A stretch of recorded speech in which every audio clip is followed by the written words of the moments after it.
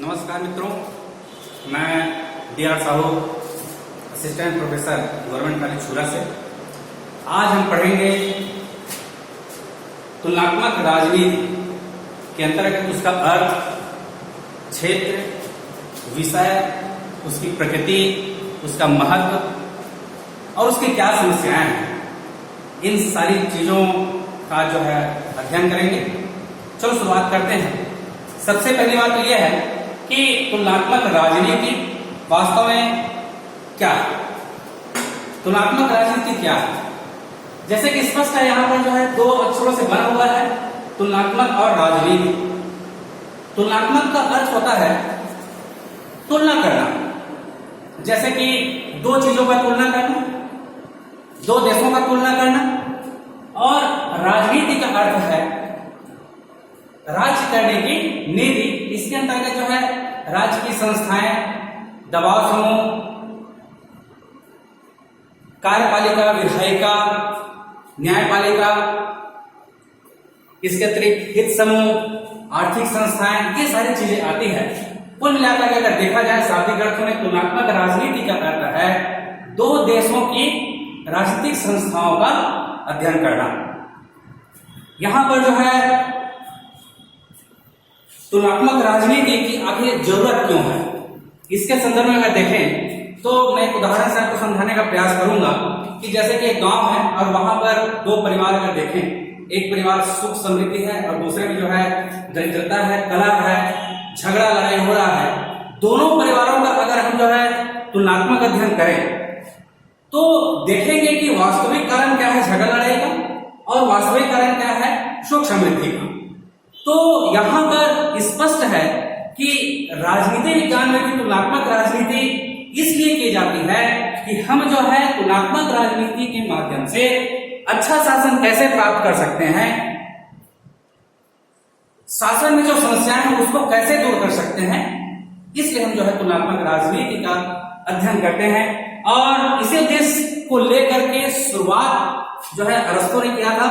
जैसे कि आप लोगों को मालूम है कि अरस्तु को जो है फादर ऑफ पॉलिटिकल साइंस कहा जाता है। साथ ही साथ अरस्तु ही जो है तुलनात्मक राजनीति का पिता है और अरस्तु से ही जो है तुलनात्मक राजनीति की शुरुआत होती है। तुलनात्मक राजनीति के अगर विकास देखा जाए तो फिर यहाँ पर जो है विकास को हम लोग ने तुलनात्मक राजनीति के विकास को 3 चरणों में विभाजित किया गया है।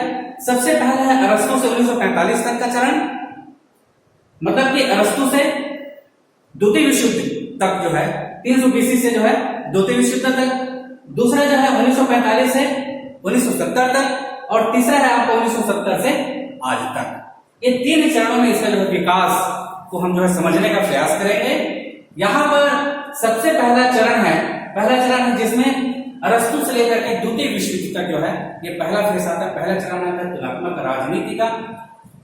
यहां पर एक चीज और मैं बताना चाहूंगा कि तुलनात्मक राजनीति के अध्ययन की जो शुरुआत है वह जो है अरस्तु से होता है, लेकिन वास्तव में एक अलग विषय के रूप में, एक सब्जेक्ट के रूप में, स्वतंत्र विषय के रूप में इसकी जो शुरुआत है, विधिवत शुरुआत हम कर सकते हैं, वह जो है द्वितीय विश्व युद्ध के बाद यानी कि दूसरे चरण में शुरुआत इसकी जो है होती है। तो पहले चरण की थोड़ी सी हम व्याख्या देख लेते हैं। अरस्तु 300 BC ईसा पूर्व में इन्होंने जो है शुरुआत किया था।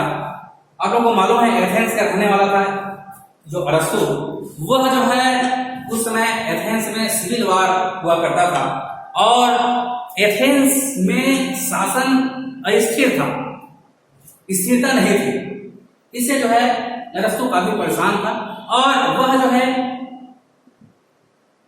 एथेंस की समस्याओं को लेकर ही उन्होंने जो है तुलनात्मक राजनीति का अध्ययन शुरू किया। और उस समय 158 देशों के जो संविधान है, वास्तव में वो जो है देश नहीं थे, सिटी स्टेट्स थे, उसके जो है संविधानों का 158 संविधानों का जो उन्होंने तुलनात्मक अध्ययन किया और एक पॉलिटिक्स नामक एक रचना लिखी और उन्होंने जो है यह बताया कि वास्तव में कौन से जो है शासन प्रणाली सबसे अच्छा होता है और कौन सा शासन प्रणाली जो है सबसे बुरा होता है। उन्होंने जो है 158 देशों के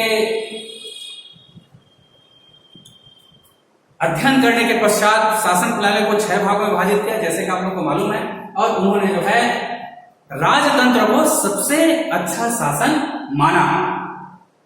इस प्रकार इन्होंने जो है सबसे पहले शुरुआत की तुलनात्मक राजनीति की। उन्होंने जो है 158 देशों के संविधान का जो है तुलनात्मक अध्ययन किया था। इसके पश्चात आता है जो है मैकियावेली। मैकियावेली इन्होंने ये जो है इटली का रहने वाला था, और इटली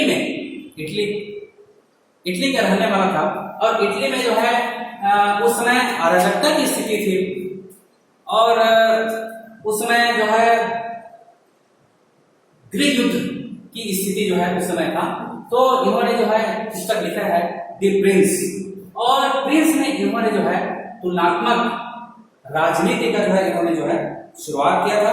यहाँ पर मैं बताना चाहूंगा कि मैकियावेली जो थे वह उन्होंने जो है मिडल एज में जन्म लिया था। ये मिडल एज का रहने वाला था, और इस समय पोप और राजा के बीच युद्ध था, और आप लोग को मालूम है कि जो है उस समय चर्च का ज्यादा वर्चस्व हुआ करता था, और इन्होंने ही उस समय जो है वहां के सामाजिक असमानताओं को दूर करने के लिए सोशल इंजीनियरिंग कॉन्सेप्ट इन्होंने जो है इजाद किया था। तो हम कह सकते हैं कि तुलनात्मक राजनीति में सोशल इंजीनियरिंग लाने वाला वैज्ञानिक कौन था? मैकियावेली था। इसके पश्चात जो है आता है मॉन्टेस्क्यू। मॉन्टेस्क्यू इन्होंने जो है तुलनात्मक राजनीति की शुरुआत की, और इन्होंने फ्रांस और ब्रिटेन का जो है संविधान का अध्ययन किया, और इन्होंने जो पुस्तक लिखा द स्पिरिट ऑफ लॉज, और इन्होंने बताया कि जो है किसी भी देश के कानून या विधि बनाने में उसका वातावरण का, उसके क्लाइमेट का या भौगोलिक तत्वों का जो है आपसी संबंध होता है। इसके बाद आता है इतिहासवाद। इतिहासवाद में मुख्य रूप से जो है इन लोगों का कहना है, इतिहासवादियों का, कि वास्तव में जो है जो इतिहास है इसके माध्यम से जो है हम राजनीति को समझ सकते हैं। इतिहासवाद में जो है 2 प्रमुख विचारकों का नाम लूंगा मैं, कार्ल मार्क्स और हेगल। और इन्होंने कहा, जैसे कि कार्ल मार्क्स का विचार है, उन्होंने कहा है कि जो है वर्ग संघर्ष, इतिहास वर्ग संघर्षों का इतिहास है, और इन्होंने कहा है कि जो है प्राचीन काल में भी जो है 2 वर्गों में संघर्ष होता था, और आज आधुनिक काल में भी वर्ग संघर्ष होगा, और उसके पश्चात जो वर्ग संघर्ष के माध्यम से ही इतिहास जो है वो राज्य जो समाप्त हो जाएगा। ये जो इतिहासवाद है, इसके पश्चात आता है जो है उसके प्रतिक्रिया के स्वरूप विकासवाद। विकासवादियों में मैकाइवर और लिंडसे वगैरह का मैं नाम लेना चाहूंगा, जिन्होंने जो है कहा है कि तुलनात्मक राजनीति के अध्ययन के लिए यह जानना जरूरी है कि जो है राज्य की उत्पत्ति कब हुई या कैसे हुई। इसके आधार पर हम जो है विभिन्न राज्यों के जो है उसका विकास हम देख लेंगे, और उसके बाद फिर जो है ये तुलनात्मक राजनीति का अध्ययन कर सकते हैं। इसका दूसरा फेज है 1945 से लेकर के 1970 तक, दूसरा चरण है। इसे वास्तव में जो है व्यवहारवादी हम कह सकते हैं। दूसरा चरण 1945 से शुरू होता है। जैसे कि आप लोगों को मालूम है कि 1945 द्वितीय विश्व युद्ध के बाद यहाँ पे कई परिवर्तन आए, और यहाँ पर जो है कई देश स्वतंत्र हो गए। दूसरा जो है यहाँ पर साम्यवादी आंदोलन आए, यूएनओ का गठन हुआ।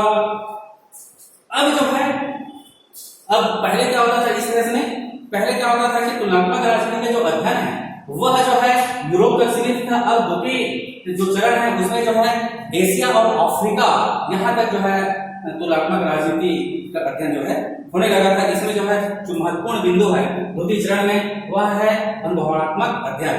अनुभवात्मक अध्ययन का मतलब है इंपीरियल स्टडी। इसमें यह जो है पहले संस्थाओं का अध्ययन किया जाता था इस फेज में, लेकिन अब जो है अब यह देखा जाने लगा कि वास्तव में जो है द्वितीय विश्व युद्ध के बाद तुलनात्मक राजनीति के विचारकों ने अध्ययन शुरू किया कि जो है कैसे मुसोलिनी, हिटलर जैसे जो है तानाशाही नेता कैसे पैदा हो गए, इसके कारण क्या थे। इस आधार पर जो तुलनात्मक राजनीति का अध्ययन शुरू हुआ। दूसरा इसमें जो है वैज्ञानिक अध्ययन शुरू हुआ। अब जो है द्वितीय फेज में मूल्यों और आदर्शों को जो है दरकिनार करते हुए वैज्ञानिक अध्ययन या साइंटिफिक स्टडी पर जोर दिया जाने लगा। तीसरा जो है एक नया उपागम इस समय जो है आए, जैसे कि आप लोगों को मालूम है नए उपागम के अंतर्गत जो है डेविड सिस्टम का सिस्टम अप्रोच आया। इसी प्रकार जो है आमंड का स्ट्रक्चरल फंक्शनल अप्रोच इस समय आया। तो ये कुल मिलाकर के व्यवहारवादी है, जो कि जो है पहले जो चरण है उसके प्रतिक्रिया से जो है दूसरा चरण ये शुरू होता है।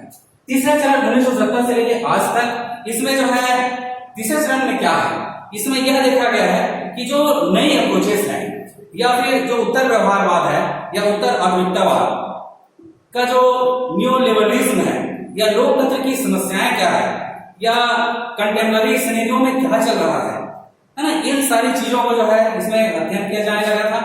और आखिर कुछ देश अपने को तानाशाह क्यों बना रहे हैं, जैसे कि नॉर्थ कोरिया तानाशाही हो गया है, चीन आजकल जो है तानाशाही बनने में कौड़ा है। इसी प्रकार जो कई प्रकार की समस्याएं हैं, लीबिया की समस्या है, कश्मीर की समस्याएं हैं, इसकी समस्या क्यों है, तो इसकी समस्या का समाधान क्या है।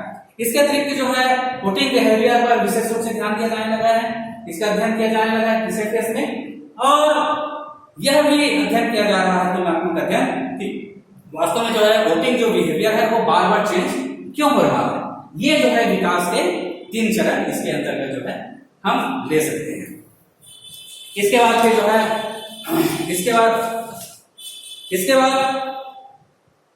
तुलनात्मक राजनीति की प्रकृति के संबंध में जो है प्रकृति के संबंध में यहाँ पे जो 2 विचारधाराएं पाई जाती हैं। अगले वीडियो में पढ़ना बंद